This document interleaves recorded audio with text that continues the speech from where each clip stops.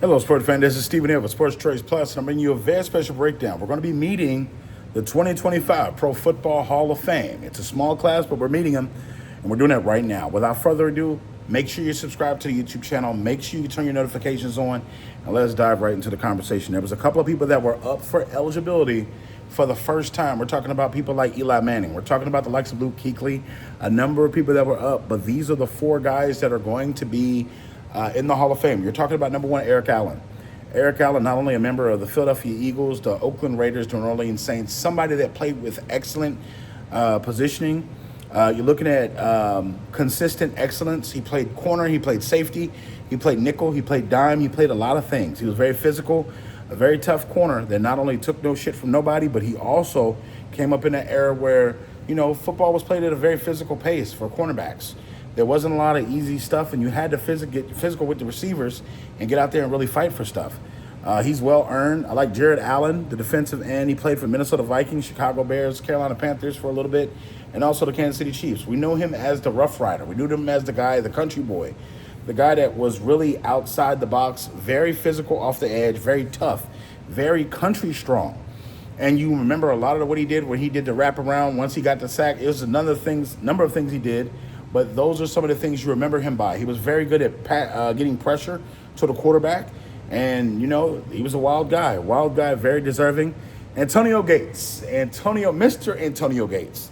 Antonio Gates, and this is my era of football. When I really sunk my teeth into football, Antonio Gates was the first tight end I looked at like somebody from a standpoint that I could identify myself with. Like, oh, he's like me. Like, he plays basketball, he plays football, he can catch the ball, stuff like this. Now, mind you, Antonio Gates is a guy that came out of college, and he was more better at basketball than he was at football. He came out for a tryout for the San Diego Chargers. At the time, they were San Diego. They weren't Los Angeles. And him, LaDainian Tomlinson, and Phillip Rivers put on a complete clinic, a complete show offensively, the big three out in San Diego.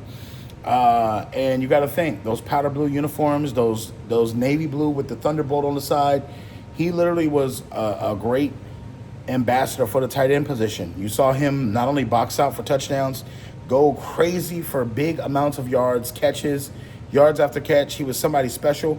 And essentially, he played the game of football the right way. He essentially held up that mantle, and it was tough. He made a lot of Pro Bowls, eight-time Pro Bowl, 6 all-time selections, I believe, to the second All-Pro teams for the Chargers. But he was a phenomenal athlete.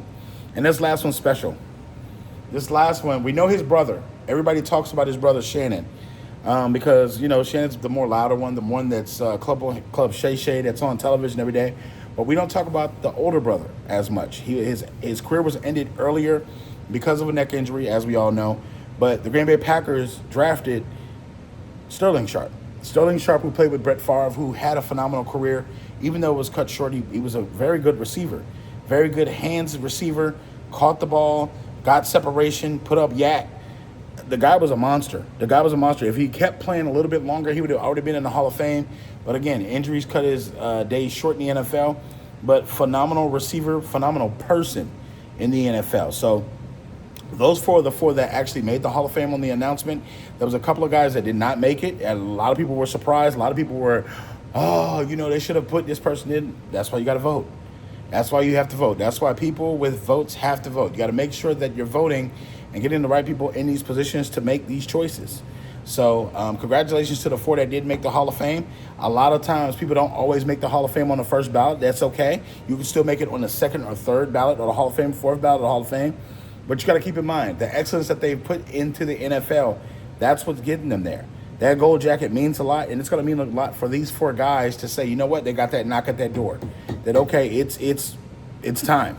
So with that being said, congratulations to the 2025 Pro Football Hall of Fame class, the four that I've named, and we look forward to seeing them in the Hall of Fame. So at this point in time, do you agree? Do you disagree? Leave your comments in the comment section below. Definitely check out Sports Trades Plus on the YouTube platform, and we'll see you on the very next episode.